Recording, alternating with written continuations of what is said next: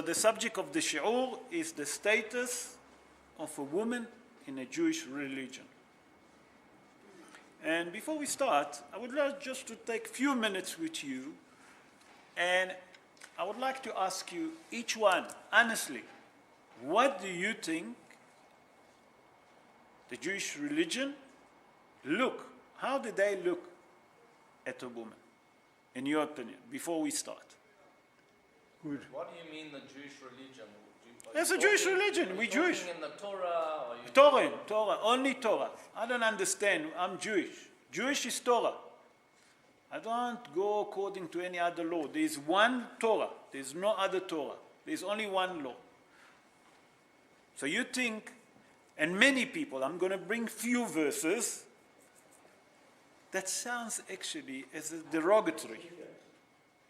Sounds that a bit like I'm going to try to say it very gently, like women are second grade, it sounds to us. Nachon? If you see that many of you here nodding their head, yes. So let's try to understand. You know, and I tell you why I decided to make the shi'ur.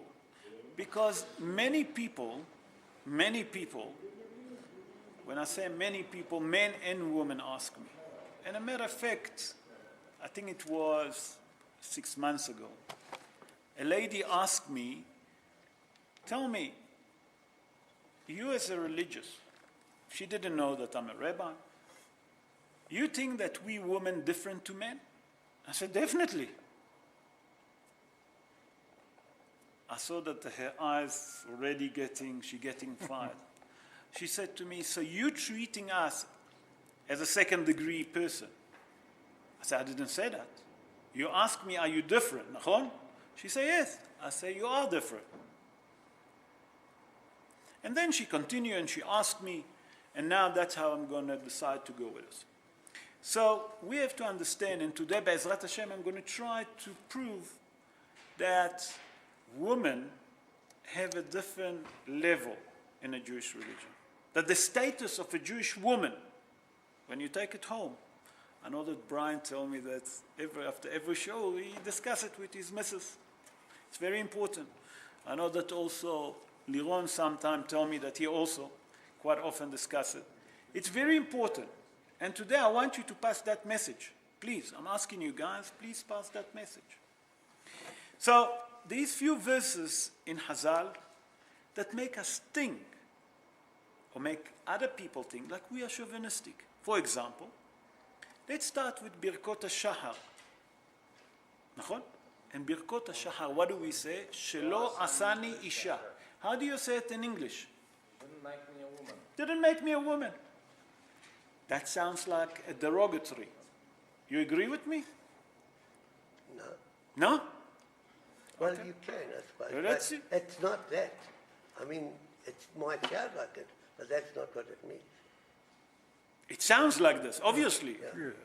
Definitely. So, that didn't make me a woman. Sounds like a derogatory for a woman. And that's what this lady asked me. She wasn't a religious woman, by the way. But she knew that. I don't know how she knew. The second thing, the Gemara tells us in Masechet Kedushim, something very interesting. The Gemara in Masechet Kedushim, Daf Mem Tet Amud Bet, that means 49, folio 2, Hazal tell us something very interesting. Hazal tell us, 10 kabim shel siha yardu la'olam. There is 10 measure of talking came down to the world. 9 natlu nashim. 9 of those measurement of that quantity, women took. Ve'had sha'ar ha'olam. And the other measure, the rest of the world. What do you learn from that Gemara? What can you learn? That women love to chirps, love to talk. Nachon? That's again, it sounds like a derogatory. Spencer smiling. Is it right? Yeah. Okay, just try not to move. The third thing that I would like to go, and that going to sound a bit strange to you, but listen to it. The Gemara Masechet Shabbat, in Daf Lamed Gimel Amud Beit 33, folio 2, Hazal tell us something very interesting. Nashim da'atam kala. that means women, minds, weight lightly up on them. Sounds also like a bit derogatory, nachon? The fourth one I'm going to bring from halacha. The halacha that been pasken in Shulchan Aruch, Hoshen Mishpat, Siman Lamed Hey, that means Siman is a chapter 35, Halacha Yudalet. Halacha Yudalet, that means law number 14. Listen what the Shulchan Aruch pasken. The Shulchan Aruch pasken like this, that a woman cannot give a testimony in Beit Din, in a court, in a Jewish court. We're not talking about normal court, because when you go to a normal court, you obviously doesn't follow the halachot. What we're talking about, when I say court, Rabota, I'm referring to the Beit Din. A woman cannot stand up and give a testimony in a Beit Din. Doesn't that sound derogatory? Like we lowering the woman? Joe, you agree with me? Baruch Hashem. Baruch Hashem. If Joe agrees, Baruch Hashem. So I brought 4. There's many more. Especially if you saw, I brought one from the Siddur, from the Gemarot, and then I go on to Halacha, to try to summarize everything regarding the woman. No?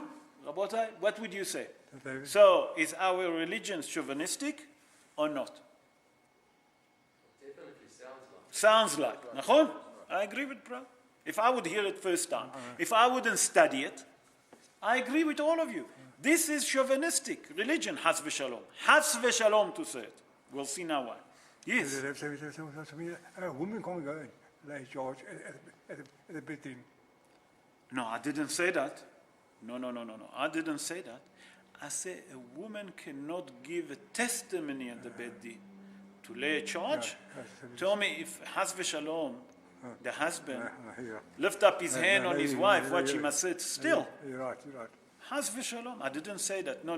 We have to be accurate. I say a woman cannot give a testimony to lay a charge. Someone stole from her. What you want? I didn't say that. No, don't push. We have to be careful what we're saying. Okay. So let's start with the first question that we say. Shelo asani isha. We say every morning. Nachon? It sounds very derogatory. So sorry? Also chauvinistic. Chauvinistic. Yeah. Okay, let's see. So let me explain. To understand that, we have to go to the Mishnah in Masechet Kedushim. The Mishnah in Masechet Kedushim, chapter 1, Mishnah Zayin, that's me in Mishnah 7. Hazal telling us something very important there. Hazal tell us, mitzvah shehazman gerama. Any mitzvah, any positive command, that there is time bounded into it, woman not obligated to do it. Everyone know that, nachon? That means, just to refresh our memory, to understand that woman not obligated to daven 3 times a day. Woman not obligated to study Torah. You agree with me all? Okay. Until here. Now we have to understand why is it. To understand that, and to answer the first question that we say, Shelo asani isha, we have to understand the role of a Jewish woman. Or the role of every woman in general. We know that in the morning, when we want to go to business, first thing we wake up early, we go to shul, we daven, quick breakfast, start the car, go on to work. Nachon? I'm not talking about brushing teeth and that's not the issue. I'm compressing. What's the job of a woman? Make sure that she's awake. Make sure that she wake up the kids, that they're dressed, eat them breakfast. Lunch for school is ready. That they have the uniform right. Take them to school, become a mommy's taxi. Then coming home, preparing the house, prepare lunch for the kids. Then the circle start again, the round, fetching the kids, everyone different hours. They come home, someone have to do homework with them. The father's not at home. Who's at home usually? The mother. She spends most of the time with the kids. So if you ask, now I'm talking about a mother that she's not pregnant and does not have a baby. If she have a baby, where does she have time to daven? If she have kids to drive all day around, imagine asking her daven 3 times a day, study Torah. How is the house going to look? How's the kids going to look? What's going to happen at home? So HaKadosh Baruch Hu knew the role of a woman in advance. What is the role of a woman? To run the house. I would like to challenge any one of us here. Let's swap a job with a woman for 1 week, not more. Brian already said no. Just for a week, Rabotai. You sit at home, she go to work, but you do all the rounds, the cleaning, the shopping, the buying, and what not? What not? Sitting doing homework. Can we imagine that? No, we can't. Sorry? Work is easy. What do you have to do at work? Between you and me, Brian. You go to work. You have your workers, or you have your boss. You have to put up with one problem. How many problems a woman have to put a day? The husband. No. Herself. She have to look after herself. She have to look nice. The husband. The children. The house. And all what's surrounding around. The workers that you have. If it's a gardener to prepare for him. If it's a maid. What about her own family? Her own friend? Did you ever thought about it? We never think about it. So Hazal come and tell us in a Siddur, Shelo asani isha. Why? Because Hazal knew that it's not so easy to be a woman. So it's has v'shalom a derogatory to say it. We have a different obligation. We have to daven 3 times a day, and we have to study Torah. That's the obligation that we have. If you look at it, what is it? To go to daven in the morning, 3/4 an hour, maximum. Min hamariv, and a small vort between, few minutes, 25 minutes, half an hour, finish.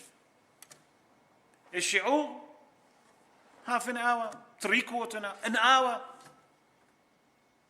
Just to drive on Louis Bota Avenue or to go to Pick and Pay. How long does it take to stand on a queue? Never mind, you put everything already on a trolley just to stand on a queue. You know, usually in December, I go with my kids. You know, I help my wife to do shopping. And I promise you, I don't know who's against who in a zoo. So I always take the kids. I said to my wife, you know what, to make it quicker, send me with the kids. Because I don't know where is everything. I don't know where is it in the shelf. But you know what? We're doing the round and then start. Abba, can I have that? Abba, can I have that? And it doesn't stop the irritating. Then you reach to the toe. Abba decide, no, I don't want it. I want to change. Okay, go and change. And you stand on the queue. You know, the amount of patience that women have, it's beyond understanding. Rabbi, and on top of that, there are lots of husbands that expect that they working, bringing a living, and the wife must do everything else. Certain things are for the man to do. Absolutely. That's why we but are. That's what is the shi'ur about. That this shi'ur is to prove to everyone that a woman, the status of a Jewish woman, or any woman, especially the way that we look at it, because when I brought you the idea, it sounds like we are a bit chauvinistic. Suddenly we start looking at the other side of the coin. We understand that we're not chauvinistic. Not at all. So when you say every morning, Shelo asani isha, It's not a derogatory. The opposite. We wouldn't be able to do it. That's it. Let's move to the next one, the next example that we say. Any question before I continue? No. Let's move to the next question that we ask. We say, the Gemara in Masechet Kiddushin 49, folio 2 say, 10 kabim shel dibur yardu la'olam. That means there is 10 measure of talking came down to the world. 9 took woman, ve'achat kol ha'olam, and 1 the rest of the world. Just close the door. So, it sounds like women love to talk. It sounds like a character trait that a woman have to have. What would you say? Is it derogatory or not that women love to talk? And we all know that women love to talk. No? Any answers? Brian agree with me, I know, but why? So Rabotai, listen to it. You know, women love to talk. And HaKadosh Baruch Hu given them that kind of a character trait. You know why? And I'll tell you why. And think about it while we're talking. When a woman at home with the kids, who does she have to speak with to do homework? With the child. There is a problem at school. Who the child speak usually? Mother. With the mother. Quite often, the child speak to his mother than the father. The children spend more time with their mother than with their father. Now, there is a little bit of a problem at school. The child want to take it out. Who are you going to speak to? Mother. With the father. That come after a full day of work, does he have any time to look at them? He doesn't have the energy. He doesn't have the string. He want to go and have supper to rest a bit. And if he studies, go to his shul, whatever the case is. The mother have to have such a special string, special force to listen to each one of the children. And each kid, it's different. Certain kids need more talk. Nachon that they come from the same parents. Nachon that they're brothers and sisters. But each kid individually. You have to speak to him to the amount that he needs, to give him enough attention. And that's the job of the wife. So the character trait that HaKadosh Baruch Hu given the wife, the woman, it's has v'shalom to think as a derogatory. It's to give us, men, a bit of a break. Can you imagine after a full day of job, Harry, coming and sitting now and listening, this one happened at school, this one called me that name. You know what I'm saying? Would you listen to him? It will come from here, we'll go from here. No, but the woman will sit and she will explain and she take her time. And she sit with each child individually and giving him the right time and the amount that he need. And that's what Hazal tell us. 9 kabim shel dibur yardu la'olam, 9 natlu nashim, women took 9 from that measure because they needed. Not for nothing, Hazal say, and has v'shalom to look at it as a chauvinistic religion. Has v'shalom. Let's move to the third one. And we said that the Gemara in Masechet Shabbat, page 33, folio 2, Lamed Gimel Amud Bet, Hazal says there, Nashim da'atam kala. That means that the mind a bit light on them. The what? The mind Yeah. a bit weight light on them. That's me. Let's understand. It sounds like a derogatory. You all agree with me? Let's see. I'm going to start with a story that Hazal bringing in a Gemara, and from that you will understand. And then I'm going to go, from that Gemara, I'm going to go to Masechet Nida, and then I will bring some other idea. So Hazal tell us a story with Rabbi Shimon Bar Yochai. Rabbi Shimon Bar Yochai lived during the time of the Second Temple, Actually, during the time of the second destruction he was, towards the second destruction. And Rabbi Shimon Bar Yochai, what happened with him? He spoke badly about the Roman, and the Roman put a verdict that he deserved a punishment of death. So he decided that he had to hide. At the beginning he hid at Bet HaMidrash. Him and his son used to study. And the wife used to bring him food every day, and he hid there. Studied there and he hid. Later on, Rabbi Shimon Bar Yochai realized, Rabbi Shimon Bar Yochai realized that actually there is a danger here. Because if the Roman will go to his wife and gonna catch her and gonna put her through torture, she's gonna tell the secret where is he hiding. So he decided that him and his son, Eliezer, they're gonna go and hide, we know, in the Me'ara, in a cave in Pkerim, in Miron. We all know that. So what happened? They didn't tell the wife because he explained to his son that if we tell her where we're hiding and the Roman going to catch her and they're going to torture her, she's not going to take that kind of torturing, and she might going to reveal and going to release the secret. So he disappeared and they hide. And the rest of the story we know, until the empire died, and then he came out. So what does it come to teach us? That when we say da'atam kala, not has v'shalom, that some people think that they're question mark, No, not at all. That means that women cannot take that physical pain that the male can take. And they might, after certain bit of tortures, she's going to start talking. But Hazal come and say something very interesting. Hazal tell us in Masechet Nidar, Mem Hey Amud Bet, that means 45 folio 2, listen to that. Bina Yetera Nitna Banashim. That means that women have a better insight than a man. You all agree with me here? Absolutely. Nachon? What is it? Women look at the small little things in everything.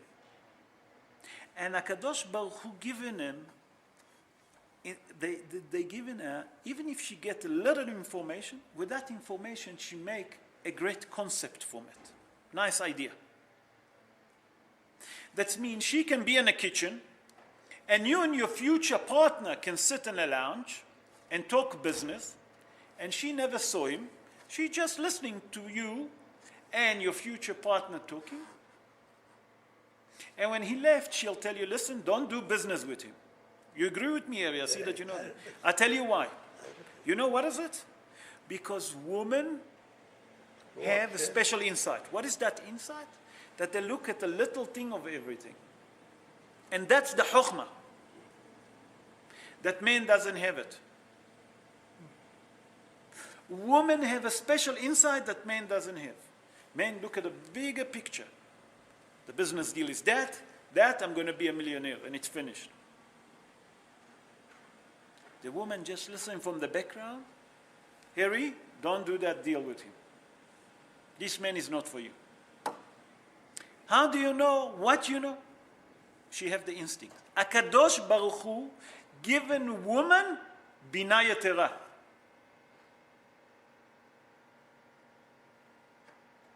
Let's stop here before we continue. Any question? Anyone doesn't agree with that? Maybe we can develop it. You all agree. Okay, let's continue. So we say that HaKadosh Baruch Hu given them a special character trait that the woman have a special insight. And we all agree with that. There's no question about it. We agree that women, number one, need more character trait, and that's what HaKadosh Baruch Hu given them, to talk. More than men. But that doesn't apply to all. Obviously, you're always going to find one or two, but in general, women have a better insight. Women love to talk more. You'll find a man that loves to talk. You understand what I'm saying? Yeah. But in general, women have more patience than a man to spend at home with the children when the father doesn't have. It's a fact. Rabotai, you can't change it. Let's now understand the fourth issue that we spoke, and that was, we say that women cannot give a testimony at the Beit Din, in the court. Why? Why is it so bad that you call a woman to stand up and to give a testimony? Nachon? What's so bad? Anyone have any idea? It might happen that you would have to give testimony against the husband. So, if she have to give a testimony, what's difference it make if it's against the husband or against Chaim Shmerel? I want to ask you what, and when the husband have to give a testimony against the woman, is that any different? What's the difference? If you have to give a testimony, you have to give a testimony. What difference does it make? You saw something wrong. Whatever the case is, and you was there, you have to go and give a testimony. Because if you're not, Hazal tell us, not Hazal, HaKadosh Baruch Hu, the Holy Torah tell us in Sefer Vayikra, in chapter 5, verse 1, V'nasa avono, a person that saw that something wrong, and he can be a witness. For example, Chaim Yankel stole from Chaim Shmerel, and Mr. X saw that, he's obligated to give a testimony. Otherwise, the Avera is on him. A woman not. Not only that, even if she want, we don't accept her. Do you understand me? Yeah. Why? That sounds like a very chauvinistic religion, Has v'shalom. Has v'shalom to think like this, and we'll see now why. I think more emotional or more forgiving or something like that. Very good. So, you know, when Hazal paskin this halacha, they realize the sensitivity of a woman. Woman in Jewish religion, we obligated to keep her sensitivity. What it means, sensitivity? To make sure that a woman stays still a woman and not a man. The sensitivity of a woman is completely different to a man. And lo aleinu, and please God, none of you should experience that. When you go to court, and when I say court, I'm speaking about Batei Din. And I spoke to few Dayanim in Israel. It's not pleasant. They're shouting, they're screaming, they're abusing. The physical, there is physical fighting in Beit Din. I heard that from a Dayan, that he said that it was a case. I don't want to speak about it. He said he couldn't believe what he saw, the physical fighting. Between family, Rabotai. Family. So Hazal, when they paskin that, they knew the sensitivity of a woman. Hazal didn't want to expose a woman to that kind of attitude, to that kind of anger, that kind of, let's call it, I'm very careful with what I'm saying, a lower level. The shouting, the screaming, the swearing that go in there. Now, if we ask ourselves, let's stop for 1 second from that subject, and I'll ask you all one question. If you have to choose a woman again, nothing to do with your wife, if you saw now, imagine that you're 20, 18, 25, whatever age you are, and you met a woman, and you have two women. You see one that's screaming and shouting and swearing, and the other one, very sensitive, very gentle, a lady. Which one a normal human being will choose? The lady. Nahon? So Hazal knew all of that, because if they put a woman in court, you know what they'll have at home? a pit bull. Hazal say the sensitivity of a woman have to be kept. Therefore, let's avoid all of that scenes that she can be exposed to. Let's say from the beginning, she cannot give a testimony no matter what. With that, we're going to avoid the abusing, the shouting, the screaming, the swearing, The crying. whatever. So Hazal, when they said to us, and they paskin it le'alacha in Shulchan Aruch, that women cannot give testimony, because it's for their own benefit. So if we do summary to all what we spoke tonight, now let's look what we said at the beginning. Is our Torah, Has v'Shalom, is chauvinistic? Not only that we're not chauvinistic, we're here to care about the state of a woman in the Jewish religion. Not that we only care about her, we want to upgrade her because she's very important. And when someone is important, you look after them. You don't degrade them. So that's why the Torah tells us, and Hazal put a lot of emphasis on it, that the woman is so important in the Jewish religion. To avoid all of this, expose. Rather, let's look after the woman. And Be'ezrat Hashem, now that we learn a little bit, when you go home, when you're having supper tonight, or whatever you do tonight, when you're sitting in the front of the TV, reading a book, think about it, what we have at home.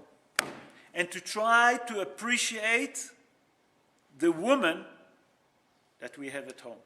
A little bit more than what we thought a few hours ago, Be'ezrat Hashem.